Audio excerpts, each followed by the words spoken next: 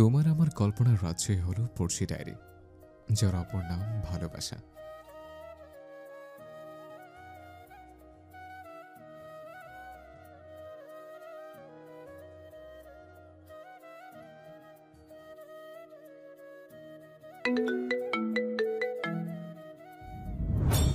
পুরো বলতে পারল না তিনি, তার আগে শিফা তড়িঘড়ি কঞ্চে বলে উঠছে, আমায় লজ্জায় ফেলবেন না আন্টি, আপনি মজা করছেন, আমি বুঝেছি, বিশ্বাস করুন। কিন্তু কিন্তু কি মা? শিফা একবার আরিশের দিকে তাকালো, তারপর মাথা নিচু করে খাপছাড়া কঞ্চে বলল, আপনাদের ছেলের পাশে আমায় সত্যি মানায় না আন্টি, আমার থেকে আরও ভালো ডিজার্ভ করেন তিনি। পরে রিগ্রেট ফিল করার চেয়ে ভালো এখনই এইসব মিটিয়ে ফেলা। কথা বলতে গিয়ে গলা কেঁপে উঠল শিফা। এদিকে আরিশ চোয়াল শক্ত। মিস্টার আর মিসেস শেরিয়ার একে অপরের দিকে তাকালো। আরিশের মা সন্ধিয়ান চিত্তে শিফার দিকে তাকিয়ে বলে উঠছে, আরিশ কিছু বলেছে তোমায়? সত্যি কথা বলবে মা, ও কি কিছু বলেছে? না আন্টি। মিসেস শেরিয়ার শিফার দুই হাত ধরে কণ্ঠে দৃঢ়তা এনে বলে, শোনো মা, কিছু কথা বলি। এই পৃথিবীতে পারফেক্ট ম্যাচ বলে কিছু হয় না, একটু মিসম্যাচ থাকা জরুরি। এই যেমন আমি আর তোমার আঙ্কেলকে দেখো, তিনি লম্বা চওড়া হলেই মাথায় বুদ্ধি নেই, শুধু বিজনেস করতে পারে এই যা। তিনি ফর্সা আর আমি শ্যামলা, উনি দুরন্ত আর আমি শান্ত। এরকম অনেক দিক আছে যেদিক থেকে আমি আর তোমার আঙ্কেল আলাদা। তাই বলে কি আমরা একে অপরের সাথে নেই? বড় কথা কি জানো মা, আমরা একে অপরের মানসিক শান্তি, সুখ দুঃখের সাথী। যেমন তুমি আমার ছেলের শান্তি, চোখের তৃপ্তি। জানো ছেলেটা আমার কি বলে? বলে, মা সে তো একটা চঞ্চল পাখি, আমার সুখ পাখি। ওর ইনোসেন্স, ওর ভীরুতা, ওর সততা সব কিছুই আমি মুগ্ধ করে মা। জীবনে চলার পথে ওর থেকে ভালো কেউ আমার জন্য হয় না। ওর সব কিছুই আমার ভালো লাগে মা, একদম মনে গেঁথে যায়। এর থেকে বেশি আমি আর কি বলবো। পাশাপাশি মানালেই জীবন সুন্দর হয় না, একে অপরের পরিপূরক হলেই জীবন সুন্দর। কথাগুলি বলে থামলেন তিনি। শিফা সবটা শুনে স্তব্ধ হয়ে রয়। তার হৃদয় আকুল হয়ে উঠছে। ভদ্রমহিলা যেন শিফার সমস্ত ক্লেশ নিংড়ে ফেলল। এদিকে আরিশ সোফা থেকে উঠে যায়, বেরিয়ে গেল রুম থেকে। মিসেস শেরিয়ার শিফার মাথায় হাত বুলিয়ে দিয়ে মৃদু হেসে বলল, অনেক ভুল বোঝাবুঝি হয়েছে মা। প্রথম আমাদের বাড়িতে এসেছো আর আমরা কি না কি নিয়ে পড়ে আছি। আসো তোমাকে পুরো বাড়ি ঘুরিয়ে দেখাই। যেমন একটা ছেলে দেখতে পারে যে তার শ্বশুর বাড়ি কেমন, সেরকম একটা মেয়েরও সেটা দেখার অধিকার আছে। আর আমার মনে হয় মেয়েদের অধিকার বেশি, কারণ একটা মেয়ে তার সব ছেড়ে সেই বাড়িতে আসে যেখানে তাকে আজীবন থাকতে হবে। শিফা লাজুক হাসে। আরিশের মায়ের কথায় অসাধারণ একটা আপনত্ব আছে। কিভাবে শিফাকে আপন করে নিল, আর শিফা কিনা ভাবলো যত সব ভুলভাল। ভদ্র মহিলা উঠে দাঁড়ায়। শিফা ঝটপট উঠে দাঁড়িয়ে বলে, আন্টি তখনকার ব্যবহারের জন্য সরি আসলে। হুম, থাক, আমি বুঝেছি। আজকাল চারিপাশে যা হচ্ছে তাতে নেগেটিভ চিন্তা দ্রুত বাসা বাঁধে মাথায়। কিন্তু মা, আরিশ কিন্তু ওরকম নয়, ও তোমায় খুব চায়। তাই দেখো না, টুক করে আংটি পরিয়ে এঙ্গেজমেন্ট করে নিল। এইবার শুধু বিয়ের কথা বলছে আমায়। পাগল ছেলে। আসো তো, আমার হাত ধরো, দুইজন মিলে বাড়ি ঘুরি। শিফা লাজে রাঙা হয়, হাত ধরে মিসেস শেহরিয়ারে। মিস্টার শেহরিয়ার তাদের সাথে সাথে হাঁটতে লাগলো। প্রতিটি ঘর, রান্নাঘর, গার্ডেন সবটা দেখতে লাগলো শিফাকে। মাঝে মধ্যে নানান হাস্যকর কথা বলে যাচ্ছেন তিনি। তার কথা খিলখিল করে হেসে উঠছে মিসেস শেহরিয়ার আর শিফা। আরিশ নিজের রুমের ব্যালকনি থেকে সবটা দেখে মৃদু হাসে। আপন মা বাবার সাথে নিজের হৃদয় রানীকে মিশিয়ে দেখে কোন পুরুষ না সুখ অনুভব করবে। অনেকক্ষণ হলো শিফা আরিশকে দেখে না। তার মনটা কেমন ছলাছলত করছে। আচ্ছা, মানুষটা কি রেগে গেল? শিফা শুকনো ঠোক গিলে কাউকে জিজ্ঞাসাও করতে পারছে, এটা লজ্জার বিষয়। শিফার দিকে তাকিয়ে মিস্টার শেরিয়ার বলে উঠছে, মা যাও তো, আরিশকে ডেকে আনো। শিফা থমথমে খেয়ে থিমি কঞ্চে বলে, মানে কোথায়? উপরের ডান দিকে রুমটা, ডেকে আনো, একসাথে সন্ধ্যায় নাস্তা করব। শিফা কাপা হাতে দরজা খুলে ভেতরে প্রবেশ করলো। বৃহৎ রুম জলজল করছে হলদেটে এলইডি লাইট এর জন্য। আধুনিক কারুকাজ ও আসবাবপত্রে সাজানোর রুম। শিফা চোখ ঘুরিয়ে ঘুরিয়ে সবটা দেখলো। কেন জানি তার ভীষণ লজ্জা লাগছে, আবার নিজেকে সৌভাগ্যবতীও ভাবতে ইচ্ছে করছে। বিয়ের আগে হবু স্বামীর কক্ষে প্রবেশ করার ব্যাপারটা ভিন্ন। শিফা যখন সবকিছু পরখ করতে ব্যস্ত, ঠিক সেই মুহূর্তে কেউ তার হাতে হ্যাচকা টান মারে। শিফা আঁতকে উঠল, বুক ধক করে উঠছে। কিছু পল অতিবাহিত হতে শিফা সামনে তাকায়, লম্বা আয়নায় দেখে নিজের অতি নিকটে আরিশ পিছে দাঁড়িয়ে। সে আলতোভাবে নিজের প্রশস্ত বুকের সাথে শিফার পিঠ ঠেকিয়ে রেখেছে। সে মুখায়ব কেমন গভীর, চোখ মুখ কিছুটা নিরেট ভাব। শিফা সঙ্গপরে ঠেকুর গেলে মানুষের হাবভাব কিছুটা হলেও আন্দাজ করতে পারছে সে। শিফা যেন সব আপন পুরুষের রাগের আভাস পেয়ে আয়নার দিকে তাকিয়ে থেকে রিনরিনে কঞ্চে বলে উঠছে, আপনি আপনি রেগে আমার উপর? উত্তর নেই। আরিশ মাথা নিচু করে নিয়ে এলো সোজা শিফার কাঁধের কাছে। মেয়েটার অদ্ভুত এক অনুভূতি টের পেল ও কণ্ঠে এক রাজভারী ভাব টেনে এনে বলে উঠছে, একটা রুমে তুমি আর আমি মস্ত বড় ভুল করি। আরিশের কথা শিফা তিরমির করে, কিন্তু নিজেকে সামনে রেখে সেও একই ভঙ্গিতে বলে, আরে করুন। ভয় করছে না? ভয় করছে না? তারপর যদি ছেড়ে দিই? সেই ভয় থাকলে আমি একা আপনার রুমে আসতাম না। বাঁকা হাসে। মেয়েটা বুঝেছে অতি চিন্তা ঝেড়েছে, তখন রুম থেকে বেরিয়ে আসা কাজে লেগেছে। মেয়েটা এতক্ষণ তাকে দেখতে না পেয়ে হাসপাস করেছে, সেটা আরিশ দেখেছে আড়াল থেকে। মেয়ের চোখ দুটো তাকে খুঁজছিল। আহা, এটাই যেন শান্তি। আরিশ শিফাকে আরো একটু টেনে নিল, আয়নার দিকে চেয়ে থেকে বলল, মানাচ্ছে আমাদের? শিফা মৃদু হেসে বলে, খুব। আরিশ হাসকি স্বরে বলে, বেটার ডিজার্ভ কে করে? কেউ না। তাই? উম, তখন আমি যা যা বলেছিলাম তার জন্য সরি, ওইভাবে বলতে চাইনি আমি। শিফা এবার ঘুরিয়ে দাঁড়ালো আরিশের পানে চেয়ে থেকে বলে উঠল, কিন্তু কথাগুলি তো সত্য বলেছিলেন।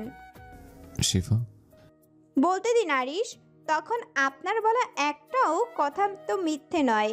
কিন্তু কি জানেন তো, এত অমিলের মাঝেও আমি আপনার হৃদয় দখল করে ফেলেছি। এটা কি অনেক বেশি কিছু নয়?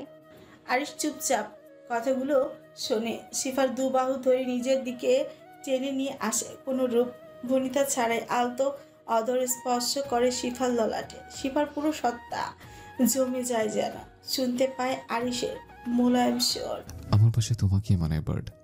তুমি জানো না কিভাবে জেগে বসেছো তুমি আমার মনে। শিফা, আমি ফেসে গেছি তোমার মাঝে, যেখান থেকে আমি একটু বেরিয়ে আসতে চাই না। আমিও। অস্পষ্ট কিন্তু উত্তিতে কোনো খাত নেই। আরিশ শিফার গালে হাত বুলিয়ে মৃদু হেসে বলে উঠল, দেখে নাও পুরোনো, কোথাও কোনো চেঞ্জ করতে হবে কি? শিফা আরেকটা চারপাশে নজর ঘুরিয়ে বলল, না, আপনি নিচে আসুন, আমি যাচ্ছি, আঙ্কেল আন্টি ডাকে। শিফা চলে যেতে নিলে আরিশ তার কবজি টেনে ধরে, আবার জিজ্ঞেস করে, রুম পছন্দ তো? হুম। রুমের মালিক? পচা। তবে রে। শিফা দেয় ভোদর। এদিকে কোমরে হাত রেখে হেসে উঠে আরিশ। মেইন রোডে নামিয়ে দিন আমায়, আমি অটো করে চলে যাব। রেশমের কথায় আরহাম পাশ ঘুরিয়ে তাকাল, রুদ্ধশ্বাস ছেড়ে বলল, সব তো খুলে বললাম রেশম, এখনো অভিমান করে আছো? ফারজানাকে কেন ভালোবাসলেন না আরহাম? প্রশ্নটি শুনেই আরহাম শব্দ করে গাড়ি ব্রেক করলো। ফ্রিকুচকে অবাক ভঙ্গিতে রেশমের দিকে তাকালো। মেয়েটা কি বলতে চাইছে? এত কিছু বলেও মেয়েটাকে কি এটা বোঝাতে পারলো না যে সে তার প্রতি কি অনুভব করে? আরহাম যেন রাখলো, মারি চেপে বলল, কারণ আমি অন্য কাউকে ভালোবাসি। রেশম পিটপিট করে তাকালো, আরো কিছু শুনতে ইচ্ছে করলো তার। কাকে? বিয়ে করে বোঝাবো কাকে? যদি তাও না বোঝে, আমার বাচ্চার মা বানিয়ে বোঝাবো। স্টুপিড। ধমক, জোরদার একটা ধমক। রেশম সিটের সাথে সেটে গিয়ে এতক্ষণ শান্তশিষ্ট আরহামের আচরণ রেশমের জন্য প্রয়োজন ছিল। নতুন দিন, নব সূচনা। আজ 3 দিন হলো তাহসিন ভর্তি নার্সিংহোমে। শরীর সুস্থ কিন্তু সমস্যা হাত নাড়াতে। ডান কাঁধে গুলি লাগার ফলে সেই হাত নাড়াতে বেশ বেগ পোহাতে হচ্ছে তাহসিনকে। বাম হাতে খেতে অসুবিধে। এত বড় ছেলেকে কেউ না কেউ গালে তুলে খাইয়ে দিচ্ছে। ডাক্তার নার্সদের ঝিকঝিক আর শুনতে ভালো লাগছে না তাহসিনের। এখন সে গো ধরে বসেছে যে সে বাড়ি যাবে মানে যাবে, আর এখানে এক মুহূর্ত সে থাকবে না। তাহসিনের এহেন জেদে কাহিল সকলে, বোঝায় সবাই তাকে, কিন্তু সে বুঝতে নারাজ। বিরক্ত হয়ে চিৎকার করে বলে, অসুস্থ বানাতে চাইছো? ভালো আছি, ভালো লাগছে না কারোর। ট্রিটমেন্ট যা আছে বাড়িতে নেব, আর থাকবো না এখানে। তাহসিনের কথায় সকলে রুদ্ধশ্বাস ছাড়ে। তানিয়া কেবিনের মধ্যভাগে দাঁড়িয়ে, তার কি করা উচিত বুঝতে পারছে না। তার উপর মানুষের চেঁচামেচি। তানিয়া নজর ঘুরিয়ে একবার নিজের শাশুড়ির দিকে তাকালো। তিনি ইশারায় কিছু বলছেন। তানিয়া ভ্রু কুঞ্চিত করে বুঝতে চেষ্টা করলো বুঝে তিনি তানিয়াকে বলছে তাহসিনকে বোঝাতে। তানিয়া ভড়কে যায়। সে বোঝাবে তাহসিনকে? তানিয়া মাথা নাড়িয়ে না বোঝালো। শাশুড়ি মেয়ে তাতেও যেন অসন্তুষ্ট হন। তা দেখে তানিয়া দীর্ঘশ্বাস ফেলে। সে তো ফেসেছে। তাহসিনের মা সবাইকে নিয়ে কেবিনের বাইরে চলে যায়। রুমে রয়েছে উত্তপ্ত তাহসিন ও নরম তানিয়া। ঢোক চিপে তানিয়া ধীর পায়ে হেঁটে তাহসিনের বেডের পাশে দাঁড়ালো, দ্বিধাদ্বন্দ্ব ছাড়াই। তাহসিনের দাড়িযুক্ত গালে আলতো হাত রেখে নরম কণ্ঠে বলল, আপনার আরও কিছুদিন এখানে থাকা উচিত, আর একটু সুস্থ হয়ে যান। তাহসিন পূর্ণ দৃষ্টি মেলে তাকালো তার প্রেয়সীর দিকে। মেয়েটার নরম অবয়ব, মাসুম আদল। তাহসিনের উত্তাপ ঠান্ডা হয় এখানে। তাও কণ্ঠে ভারী ভাব নিয়ে বলে, আচ্ছা থাকবো, কিন্তু 2 দিন আমাকে নন স্টপ 1 ঘন্টা কিস করতে হবে, তাও লিপ কিস। বলো পারবে? তাহলে আমি থাকবো এখানে। তানিয়ার পুরো বদন হইচই করে উঠল। তাহসিনের এহেন লাগাম ছাড়া কথায় মানে কি? তানিয়া যেন বিস্মিত। তার মাথা ছিমছিম করছে। বড় বড় নজরে তাকিয়ে আছে তাহসিনের দিকে। যেখানে তানিয়া তাহসিনের চোখের দিকে বেশিক্ষণ তাকিয়ে থাকতে পারে না, সেখানে কিনা কিস 1 ঘন্টা, তাও লিপ। ভাবতেই দুষ্কর আর করা তো ভাবনারই বাইরে।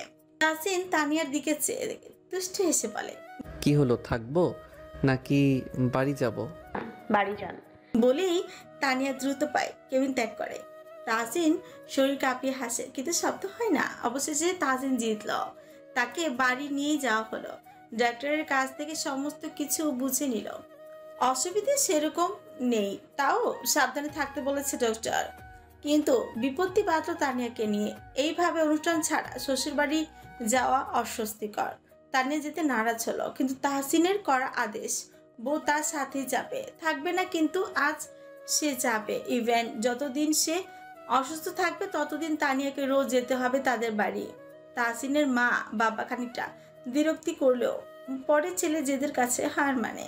তানিয়া আর বাবা মা খানিকটা অসন্তুষ্ট হন অবশ্যই, কিন্তু তখনই তাহসিন বলে উঠছে, সমাজের চোখে আমরা কি তা ভাবনার বিষয় নয়, কিন্তু আল্লাহর চোখে আমরা বিবাহিত, হালাল আমরা।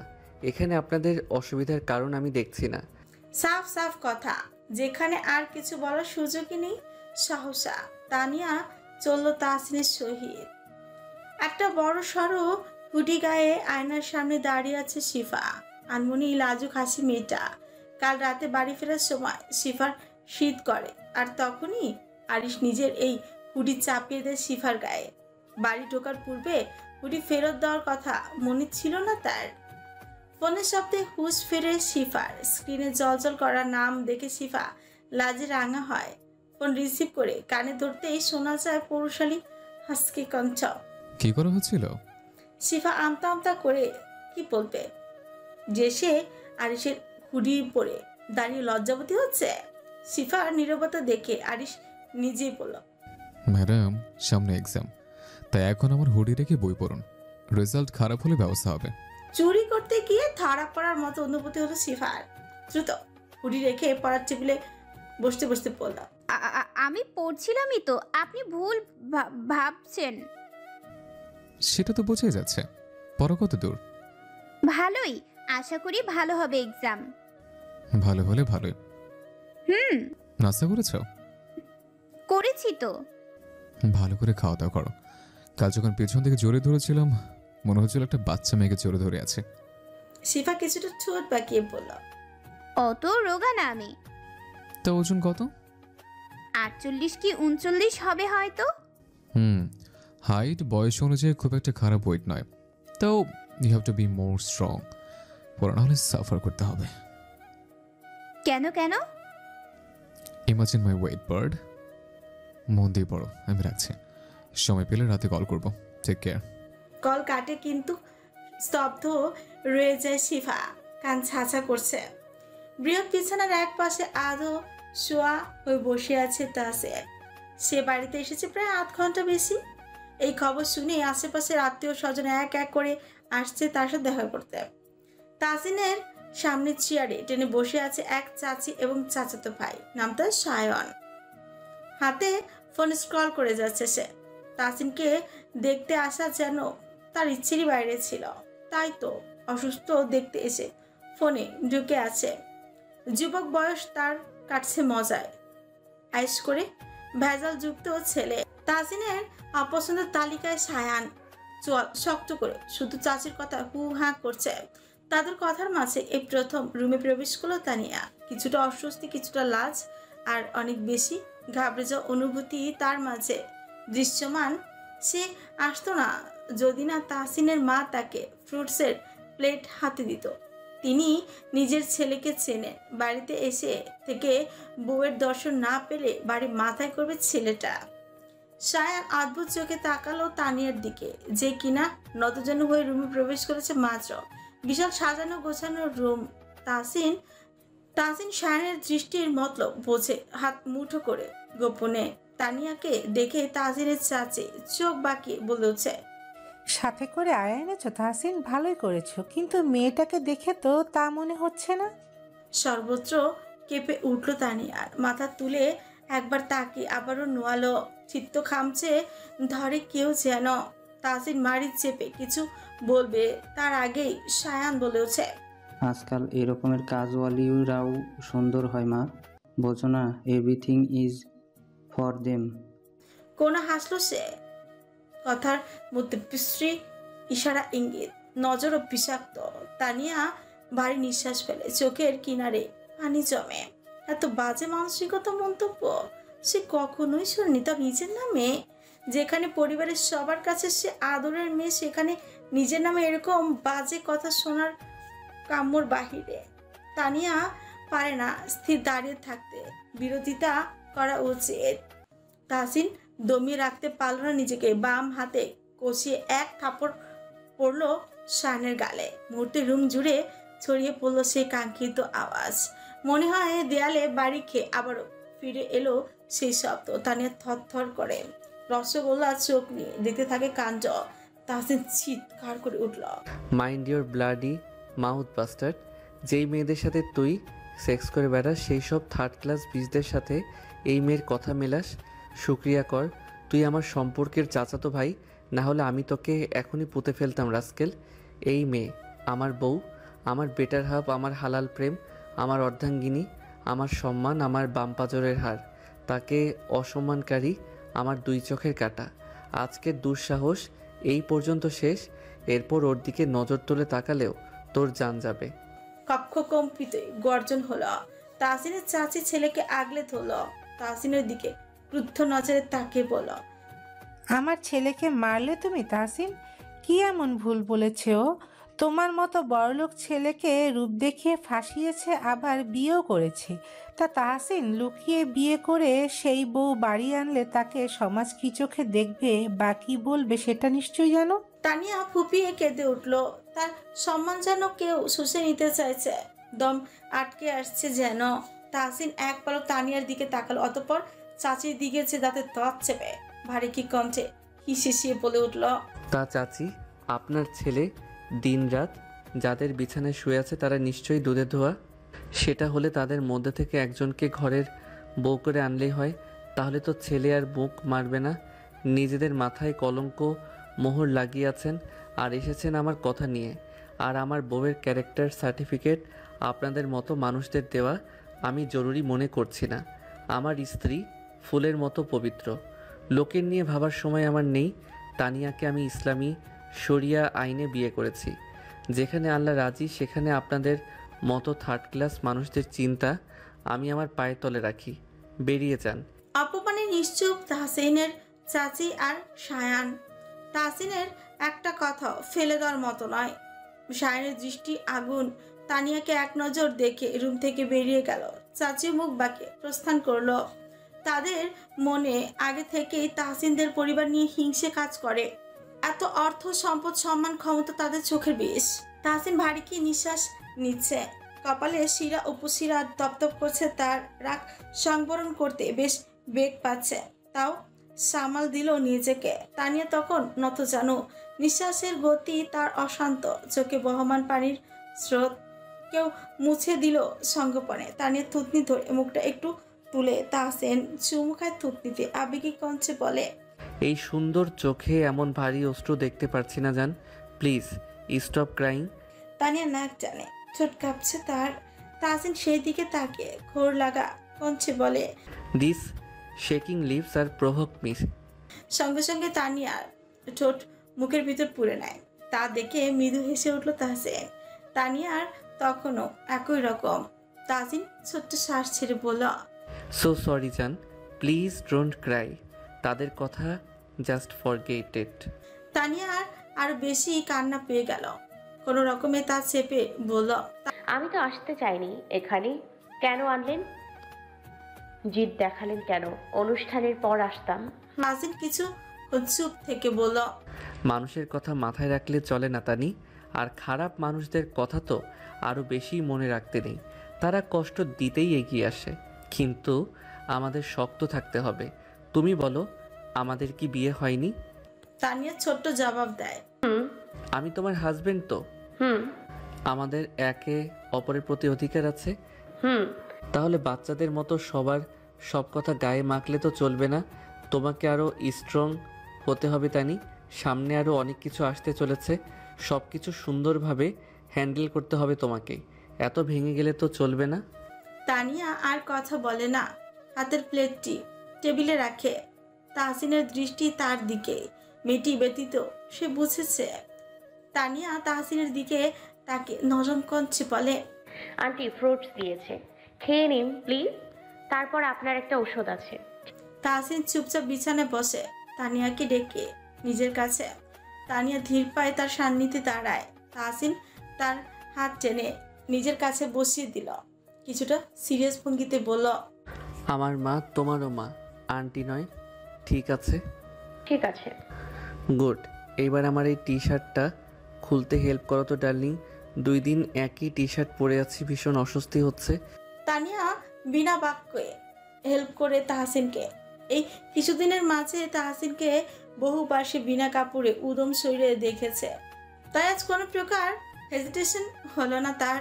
কাবার্ড থেকে একটা ব্ল্যাক পোলো শার্ট আর বের করে আনে তার কাছে। তাহসিনের কথায় টাওয়াল ভিজিয়ে তার শরীর মুছে দেয়। তাহসিন এবার কিছুটা ফ্রেশ লাগছে, পরিপাটি ছেলে সে। তাহসিন তানিয়াকে বলে, ড্রেসিং টেবিলের সামনে দেখো একটা ছোট আততের শিশি রাখা আছে, নিয়ে আসো। তানিয়া নিয়ে আসে।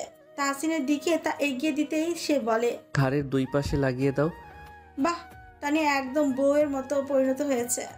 বেশ ভালো লাগছে সমস্ত কিছু করতে। কিছুক্ষণ আগে সমস্ত কিছু যেন উবে যেতে শুরু করলো মস্তিষ্ক থেকে। তানিয়া কিছুটা তাহসিনের দিকে ঝুঁকে আতর লাগিয়ে দিল। তাহসিনের নাকে ঠেকলো সেই মিলিক শাহান।